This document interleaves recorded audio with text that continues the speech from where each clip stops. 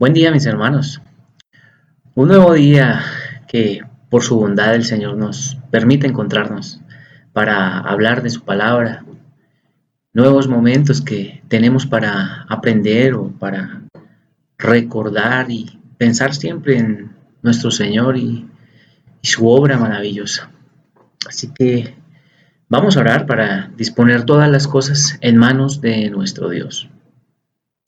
Padre amado, Padre celestial, te adoramos, Señor, te glorificamos, Señor, y reconocemos la grandeza tuya, Señor. Tú eres el dueño de todo, Señor, y nosotros somos tus súbditos, Señor. Tú eres el Rey de reyes y Señor de señores.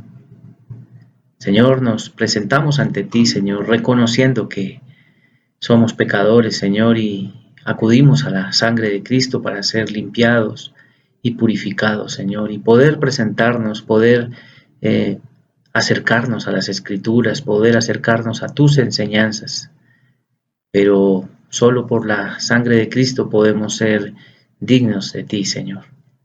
Nos presentamos, Señor, también pidiéndote, Señor, que el Espíritu Santo, Señor, nos dé la sabiduría que viene de ti para comprender tus enseñanzas, para entender las Escrituras, para recordar. Señor, ayúdanos, que tu Espíritu también, Señor, haga que en nuestras vidas y en nuestros corazones, Señor, tu palabra, Señor, penetre hasta lo más profundo de nuestro ser. Así te lo pedimos en el nombre de Jesús. Amén y amén. Bueno, bien, hermanos, pues desde hace unas pocas semanas comenzamos a estudiar sobre la obra de Cristo en la cruz y desde la semana pasada nos planteamos la pregunta de por qué murió Cristo y quién fue el responsable de su muerte. Tomamos como base de inicio la declaración que el apóstol Pedro entregó estando en Jerusalén el día de Pentecostés, allá Hechos 2, 22, 23, para que lo vayamos buscando, Hechos 2, 22 y 23, precisando el versículo 23, ¿no? Allí, recordemos, para contextualizar, el apóstol Pedro y todos los otros apóstoles acababan de recibir el Espíritu Santo. Y en medio de este estruendo, el día de Pentecostés, la gente pensaba que tal vez estaban borrachos, pero el apóstol Pedro, inspirado por el Espíritu Santo, en medio de la gente que se encontraba allí, expresó las siguientes palabras del libro de los Hechos, Hechos de los Apóstoles 2, 22, 23. Dice: varones israelitas, oíd estas palabras. Jesús Nazareno, varón aprobado por Dios entre vosotros con las maravillas, prodigios y señales que hizo Dios entre vosotros por medio de él, como vosotros mismos sabéis. Dice el versículo 23, a este, entregado por el determinado consejo y anticipado conocimiento de Dios, prendisteis y matasteis por manos de inicuos, crucificándole. Dice el versículo 23, ¿no? A este, o sea, a Jesús Nazareno, que es el que menciona desde el versículo 22, a este, a Jesús, entregado por el determinado consejo y anticipado conocimiento de Dios, prendisteis y matasteis por manos de inicuos, crucificándole. Aquí el apóstol Pedro declara dos aspectos en este versículo 23. Miremos bien. Lo primero que dice en el versículo 23 es que a Jesús, o sea, que Jesús fue entregado por el determinado consejo y anticipado conocimiento de Dios, como primera parte, ¿no? Del versículo 23. Y segundo, que Jesús lo prendieron, o sea, lo agarraron, y lo mataron manos inicuos, crucificándole. Lo mataron crucificándolo, lo cual nos plantea dos formas complementarias de ver la muerte de Jesús en la cruz.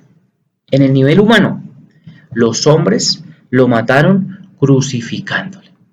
Pero en el nivel divino fue el Padre mismo quien lo entregó, y Jesús se entregó a sí mismo para morir por nosotros. Con esta declaración que del apóstol Pablo atribuye a la muerte de Jesús, o sea, simultáneamente en esta declaración, el apóstol Pedro está diciendo que atribuye la muerte de Jesús simultáneamente al plan de Dios y a la maldad de los hombres. La forma de ver la muerte de Jesús en la cruz en el nivel humano, ¿sí?, fue la que estudiamos en la escuela dominical anterior. Y hoy nos dedicaremos a ver la muerte de Jesús en la cruz en el nivel divino, desde el punto de vista de Dios. Recordemos, en la enseñanza anterior, en la escuela dominical anterior, cuando estuvimos estudiando la muerte de Jesús en el nivel humano, encontramos que, primero, la muerte de Jesús en la cruz pone en evidencia la maldad humana. Fue la cruz que vino a poner en evidencia esa maldad humana y a reflejar la desgracia del hombre por la caída. En segundo lugar vimos, pero entonces, ¿quién mató a Jesús? ¿Acaso fueron los soldados romanos por su ignorancia? ¿Acaso fue Pilatos, el jefe de los romanos, por su cobardía? ¿Acaso fue Caifás, el sacerdote del pueblo judío, por su envidia? ¿Acaso fue Judas Iscariote por su codicia? Vimos y reflexionamos acerca de ello, y entonces vimos como tercer punto que fueron los pecados de ellos, romanos, judíos, y los nuestros. Fueron los pecados de los hombres los que lo mataron, la maldad humana presente para crucificar a Jesús. Y como cuarto punto vimos que a Cristo lo mataron, pero simultáneamente fue porque se entregó voluntariamente para cumplir la voluntad de su Padre. Esto fue lo que hizo Jesús. Esto quiere decir que existe la visión desde el punto de vista de Dios, la visión divina.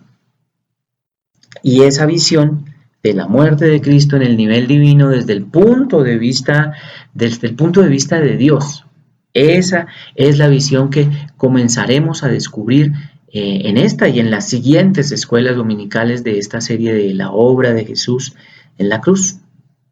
La enseñanza de hoy nos llevará a preguntarnos nuevamente, ¿por qué murió Cristo? ¿Y quién fue el responsable de su muerte?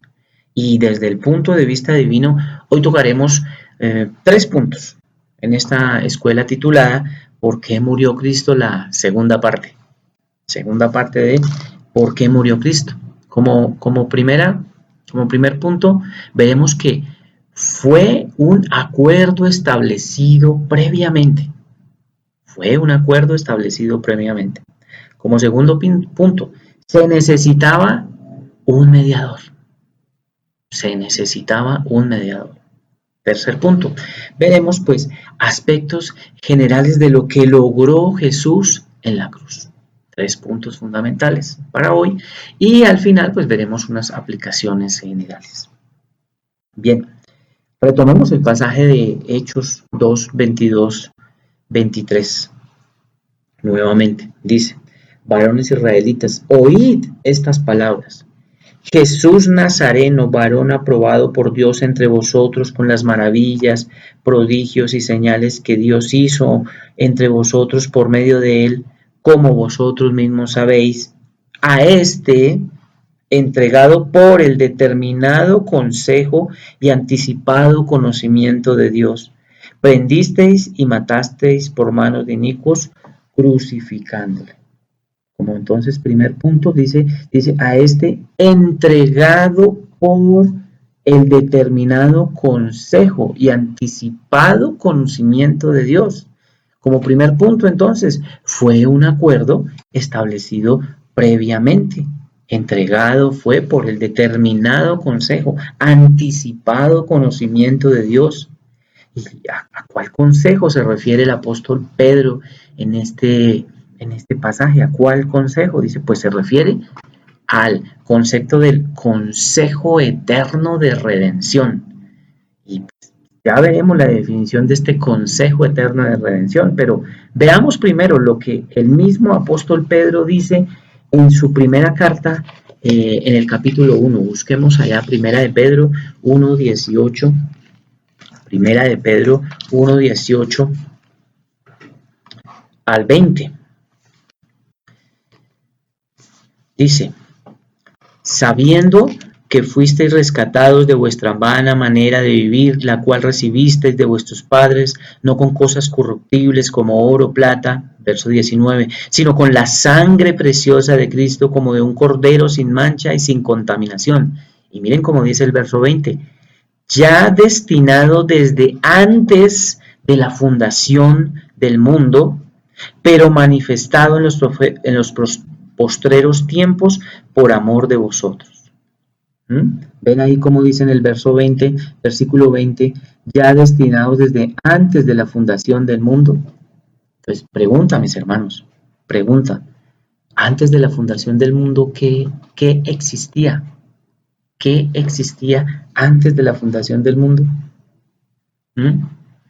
Buena pregunta, pues antes de que estuviera toda la creación, todo lo que hizo Dios, los cielos y la tierra, la creación misma del hombre, pues antes de todo eso, pues estaba Dios, estaba solo Dios con todos sus atributos. Antes de la fundación del mundo estaba la eternidad de Dios. Ahora bien, debemos primero que todo entender o reafirmar, ¿no?, que nuestro Dios, el Dios de la Biblia, es un Dios trino, un Dios que existe y obra en tres personas: Padre, Hijo y Espíritu Santo. Esta es esencial desde tenerlo nosotros claro desde el principio. Entonces, en algún momento de la eternidad pasada, este consejo de redención, compuesto por el Padre, el Hijo y el Espíritu Santo, tuvieron el propósito eterno de elegir y salvar personas. Allí en el consejo de redención hubo un acuerdo eterno entre las distintas personas de la deidad. El Padre primero, el Padre en representación de la deidad ofendida, escogió un pueblo para otorgárselo al Hijo.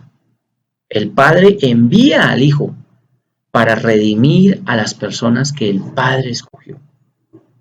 Ahora el Hijo, por su parte, acepta esta comisión y en el momento señalado viene al mundo para lograr la redención de aquellos escogidos por el Padre. El Espíritu Santo asume la responsabilidad de aplicar todos los beneficios de esa redención lograda a todos aquellos que el Hijo redimió. Los trae a través de la fe y los une a Cristo. Esta es la esencia del consejo eterno de redención. Entonces, definición del consejo eterno de redención. Es un acuerdo hecho en la eternidad pasada entre los miembros de la deidad, Padre, Hijo y Espíritu Santo. ¿Dónde? Dios el Padre acordó enviar al Hijo para proveer la salvación de un grupo de elegidos. Dios el Hijo acordó aceptar esta comisión para asegurar la salvación de ese grupo elegido. Dios, el Espíritu Santo, acordó aplicar los méritos de la obra redentora del Hijo a ese grupo de elegidos. Entonces ahora pues vamos a la Biblia donde demuestra la realidad de este consejo de redención. Busquemos primeramente Apocalipsis 13:8. Apocalipsis 13:8. Dice la palabra en Apocalipsis: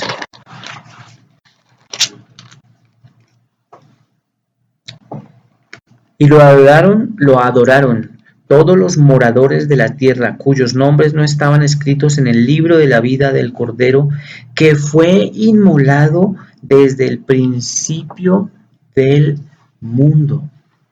En este pasaje se denomina a Cristo como el Cordero que fue inmolado desde el principio del mundo. Era el propósito de Dios.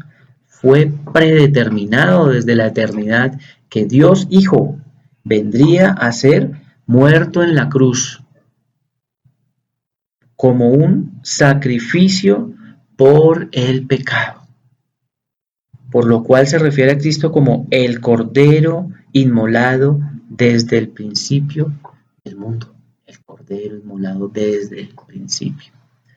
Y mire como dice en Primera de Pedro 1, 18, 20, nuevamente, Primera de Pedro, retomamos ahí para observar cómo en el versículo 20 dice, ya destinado desde antes de la fundación del mundo, ya destinado en Primera de Pedro 1:20, destinado desde antes de la fundación del mundo. De alguna manera y por alguien, Dios el Hijo fue destinado para hacer una obra en el tiempo. ¿Y quién lo destinó?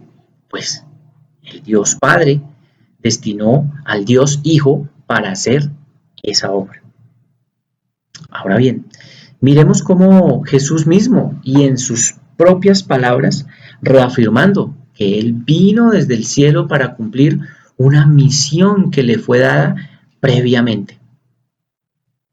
Veamos Juan 6, 36, 38.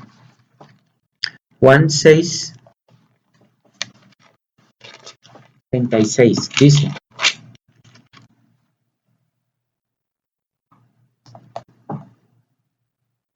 Mas os he dicho que aunque me habéis visto, no creéis. Verso 37.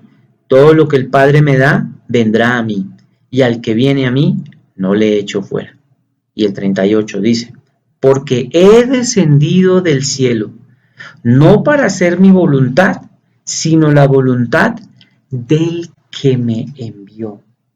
Aquí Jesús habla sobre una previa comisión recibida del Padre y a la cual él estaba obligado.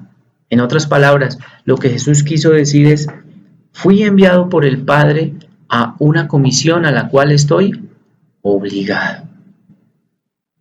También en Juan 17, ahí mismo en Juan, el capítulo 17 del 1 al 4, ¿cómo se refiere Jesucristo? 17 del 1 al 4 dice: Estas cosas habló Jesús, y levantando los ojos al cielo dijo: Padre, la hora ha llegado. Glorifica a tu Hijo para que también tu Hijo te glorifique a ti, como le has dado potestad sobre toda carne, para que dé vida eterna a todos los que diste. Versículo 3. Y esta es la vida eterna, que te conozcan a ti, el único Dios verdadero, y a Jesucristo a quien has enviado. Verso 4. Yo te he glorificado en la tierra, he acabado la obra que me diste que hiciese. He acabado la obra que me diste que hiciese. Jesús mismo, y en sus propias palabras, reafirmando que Él vino desde el cielo para cumplir una misión que le fue dada previamente. Jesús descendió a la tierra con el propósito de hacer nada más y nada menos que la voluntad del Padre que lo envió. Bien, podemos ver con estos pasajes claramente que Jesucristo estaba actuando bajo una previa comisión que el Padre le había dado, a la cual Él, o sea, Jesús, estaba obligado, pues Cristo murió voluntariamente, se entregó voluntariamente. El Padre lo entregó, el Padre le encomendó una tarea. Entonces, concluimos que fue un acuerdo establecido previamente, allá en el denominado Consejo Eterno de Redención. Y Dios el Hijo, ¿no? Dios el Hijo debía venir a cumplir esa tarea. Y ahora, teniendo en cuenta que fue un acuerdo previamente establecido, De nuevo nos preguntamos, ¿por qué tenía que morir? ¿Por qué murió? Pues esto nos lleva al segundo punto del día de hoy.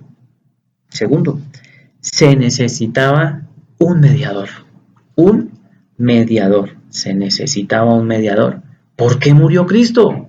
Respuesta, porque se necesitaba de un mediador. Como dice Hebreos 12:24, Jesús el mediador, a Jesús el mediador del nuevo pacto. La palabra griega que se traduce como mediador significa intermediario. Un intermediario, se necesitaba un mediador, un intermediario. Un mediador es alguien que cierra la brecha entre dos partes que están en desacuerdo. Entre Dios y nosotros estábamos enemistados por causa del pecado. Pero ahora Jesucristo es el mediador y actúa como intermediario. Recordemos lo que habíamos mencionado en la escuela pasada, en la escuela dominical pasada, sobre la evidencia del pecado. Habíamos dicho que la muerte de Jesús en la cruz, expuesta a todos, revela absolutamente toda la maldad humana y que desde el comienzo, desde el pecado original de Adán y Eva, cuando desobedecieron y comieron del fruto prohibido, pues desde allá Adán y Eva fueron tentados por Satanás. El diablo actuó como un impostor e introdujo su tentación con mentiras. Y ese pecado que cometieron Adán y Eva, que corrompió la naturaleza humana, fue tan terrible ese pecado de Adán que fue capaz de contaminar, de envenenar y contaminar a toda la humanidad.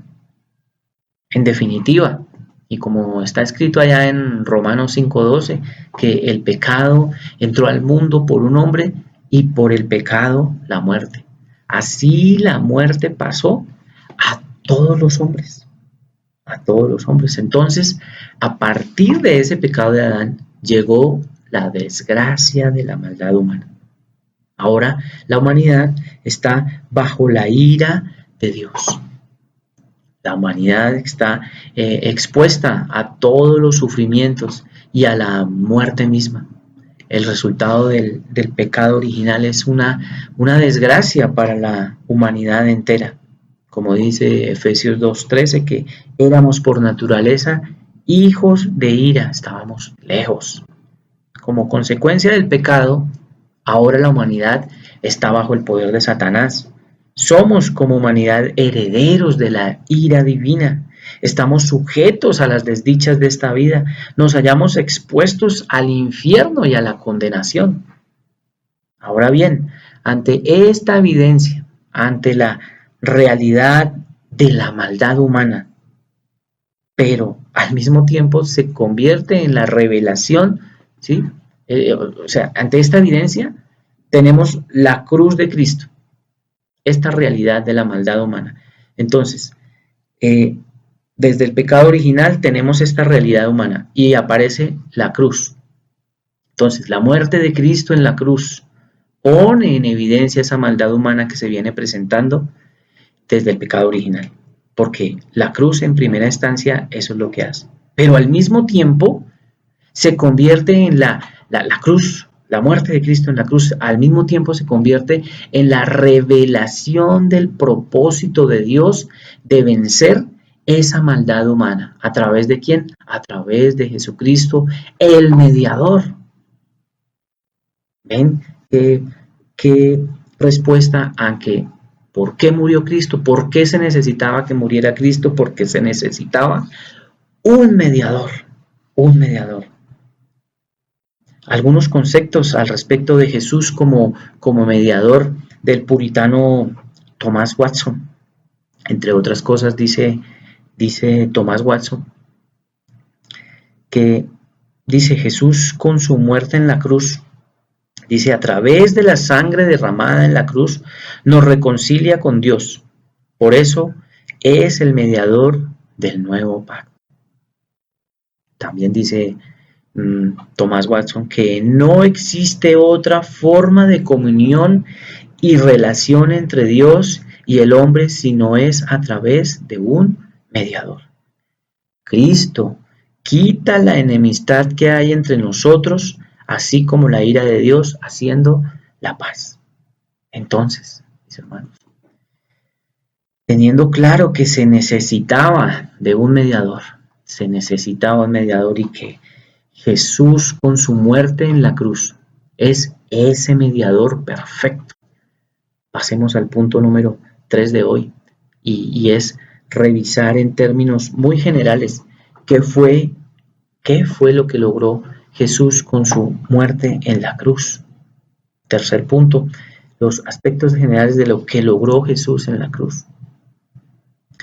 El sacrificio de Jesús en la cruz fue un sacrificio que removió la maldición del pecado de aquellos por quienes Cristo murió. Cristo murió específicamente por su pueblo,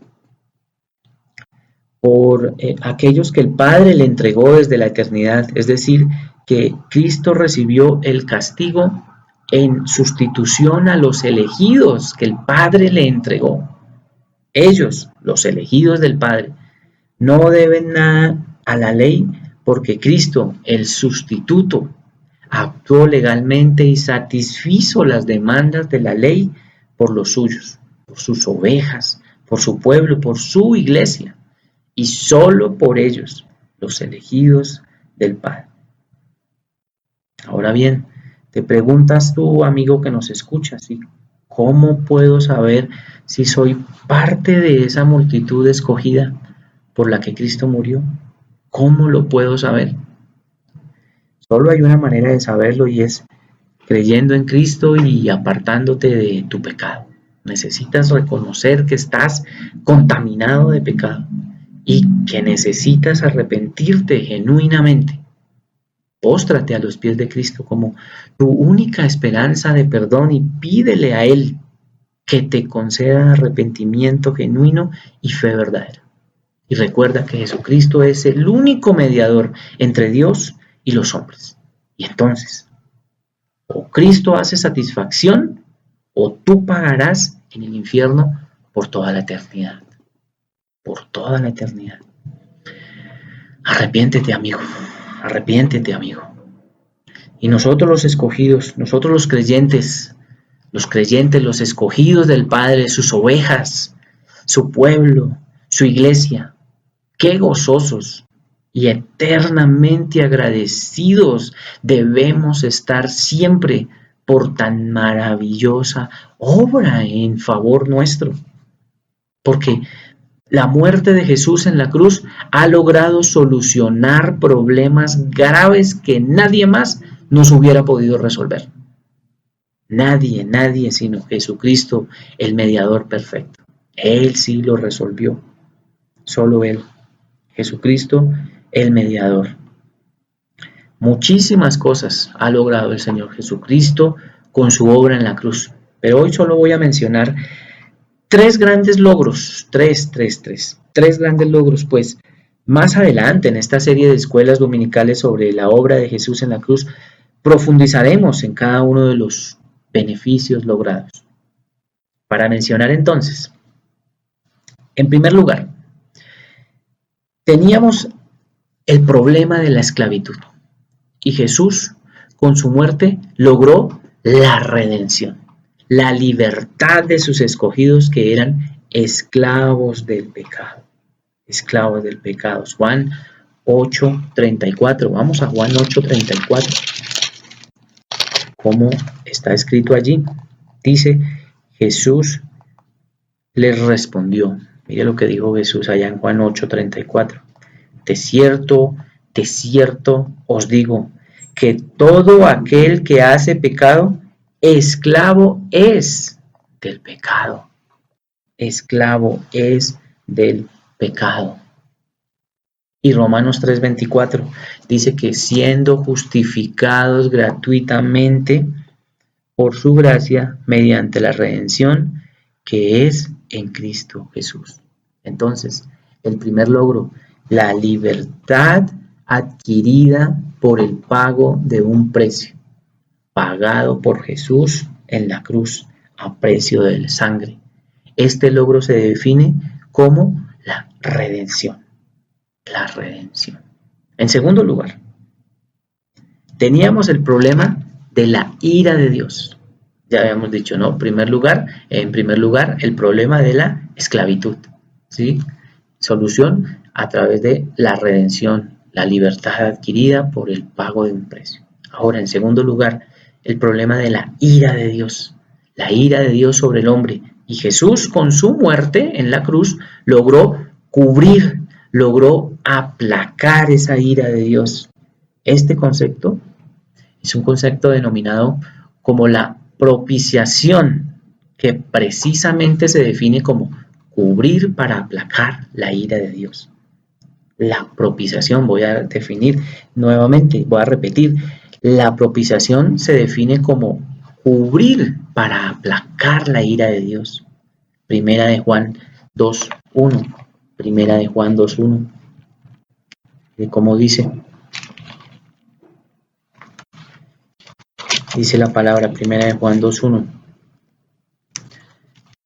2:1-2. Hijitos míos, estas cosas os escribo para que no pequéis. Y si alguno hubiere pecado, abogado tenemos para con el Padre a Jesucristo el justo. Dice el 2. Y Él es la propiciación por nuestros pecados. Primera de Juan 2:1-2. ¿Ven cómo dice que es la propiciación por nuestros pecados? Nuestro Señor, Él mismo, ante la presencia del Padre como nuestro abogado, es la suma propiciación que hizo. O sea, aplacó la ira de Dios. Primera de Juan 4:10. Como menciona allá Juan, dice, en esto consiste el amor. No en que nosotros hayamos amado a Dios, sino en que Él nos amó a nosotros y envió a su Hijo en propiciación por nuestros pecados.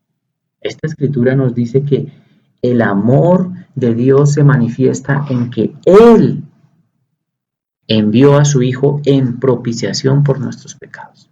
Entonces, el segundo logro de la muerte de la muerte de Cristo, la obra de Cristo en la cruz, el segundo logro que hoy quiero resaltar fue la de obtener una provisión divina para remover, para cubrir, para aplacar la ira de Dios. Y este logro se define como propiciación.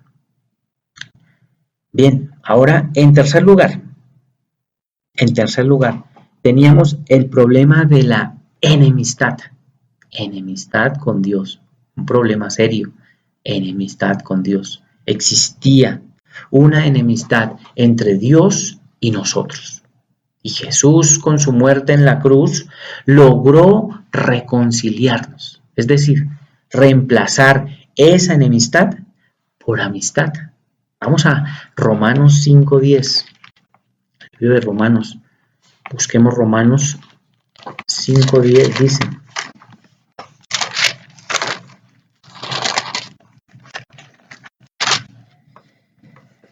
Dice así, porque si siendo enemigos fuimos reconciliados con Dios por la muerte de su Hijo, mucho más, estando reconciliados, seremos salvos por su vida. Porque si siendo enemigos fuimos reconciliados, este problema que teníamos de la enemistad con Dios, entonces ya se logró que nos reconciliara. Reconciliación es lo opuesto a la enemistad. La reconciliación toma un paso más adelante, que es la renovación de una amistad entre aquellos que eran enemigos. O sea, la reconciliación es el intercambio de una relación de enemistad por una relación de paz y amistad. es importante precisar también que una cosa es lograr que una persona ya no esté disgustada conmigo. Y otra cosa, esto es una cosa, un primer paso, pero otra cosa más avanzada es lograr que no esté disgustado conmigo y adicionalmente lograr que sea mi amigo. Eso es otra cosa y eso es exactamente lo que se define como la reconciliación. Colosenses 1:20. Vamos a Colosenses 1:20, donde también vemos cómo se menciona la reconciliación. Colosenses 1:20 al 22. Mire cómo dice. Dice, y por medio de él reconciliar consigo todas las cosas, así las que están en la tierra como las que están en los cielos, haciendo la paz mediante la sangre de su cruz. Verso 21, y a vosotros también que erais en otro tiempo extraños y enemigos en vuestra mente, haciendo malas obras, ahora os ha reconciliado. Verso 22, en su cuerpo de carne, por medio de la muerte, para presentaros santos y sin mancha e irreprensibles delante de él. Qué fantástico este tercer logro que fue reemplazar, como lo menciona aquí Colosenses, esa enemistad por amistad, este logro que se define como la reconciliación. Bien, entonces estos fueron los aspectos generales que importante que los tengamos en mente, cómo Dios nos ha logrado con su muerte en la cruz cosas maravillosas como la redención, la propiciación y la redención y la reconciliación. Fantástico. Agradecidos de corazón debemos estar, hermanos, por esta obra tan hermosa, tan especial que hizo Cristo. Ya para terminar, hermanos, en síntesis, desde el punto de vista del nivel, desde el punto de vista a nivel divino, la muerte de Jesús en la cruz, recordemos ya en síntesis final, que la muerte de Jesús en la cruz fue un acuerdo establecido previamente en el Consejo Eterno de Redención. Como segundo punto, que la muerte de Jesús en la cruz evidenció que se necesitaba de un mediador entre Dios y los hombres. Y Cristo fue el mediador perfecto. Y finalmente, la muerte de Cristo en la cruz logró la redención, la propiciación, la reconciliación para con sus escogidos, para con su pueblo, es decir, para con su iglesia. Que la iglesia ahora ya puede estar en paz y en amistad con Dios. Finalmente, algunas pequeñas aplicaciones. Hermanos, saber que nuestra salvación fue planeada desde antes de la fundación del mundo nos debería mover a humildad y asombro y tener presente que nuestra vida debe seguir fortaleciendo progresivamente nuestra santificación, nuestra dedicación y adoración al Señor. También, si nosotros, si entendemos la magnitud de la obra de Jesús que logró reconciliarnos para estar en paz con Dios y ya no estar en enemistad, sino que ahora, gracias a ese sacrificio tan grande que Jesús hizo en la cruz y que tenemos ahora amistad con Dios, es decir, estamos reconciliados con el Padre Dios, entendiendo esa realidad de Dios para con nosotros, esa reconciliación, esa amistad que tenemos con Él. Yo pregunto, hermanos, ¿cómo es posible que nosotros no seamos capaces de reconciliarnos con el hermano que nos ofendió? ¿O cómo no podremos nosotros reconciliarnos con ese familiar con el cual estamos enemistados? Importante tener en cuenta esto. Ahora, si verdaderamente somos parte del pueblo escogido, parte de la iglesia de Dios, en nosotros debe existir ese corazón reconciliador capaz de perdonar y dar por superado cualquier ofensa del pasado. Para terminar, mis hermanos, Hebreos 2:14 dice, por tanto, Hebreos 2:14.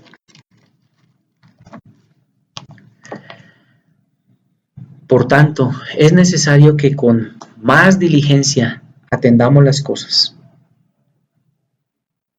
Es necesario que con más diligencia atendamos a las cosas que hemos oído, no sea que nos deslicemos. Porque si la palabra dicha por medio de los ángeles fue firme y toda transgresión y desobediencia recibió justa retribución, dice el verso 3 de Hebreos 2, ¿cómo escaparemos nosotros si descuidamos una salvación tan grande? La cual, habiendo sido anunciada primeramente por el Señor, nos fue confirmada por los que oyeron. No descuidemos esta salvación tan grande que la muerte de Cristo en la cruz logró para nosotros. Oremos, hermanos. Padre amado, Padre celestial, qué maravilloso es, Señor, aprender, recordar, comprender la obra maravillosa de Cristo en la cruz. Entender, Señor, que ahora estamos reconciliados con Dios, con el Padre. Gracias, Señor, por tenernos como parte de tu iglesia, Señor. Enormemente agradecidos estamos por eso.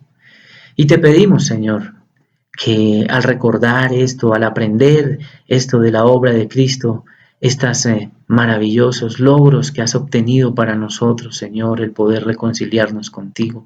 Señor, que nuestro corazón, Señor, sea atendiendo tu instrucción, sea haciendo vida en la vida de los demás también, Señor, transmitiendo el mensaje de tu obra, transmitiendo el mensaje del Evangelio. Que cada uno de nosotros seamos capaces también de reconciliarnos con nuestros semejantes. Ayúdanos, Señor, en ese propósito. Te lo pedimos en el nombre de Jesús. Amén y amén. Hasta luego, mis hermanos.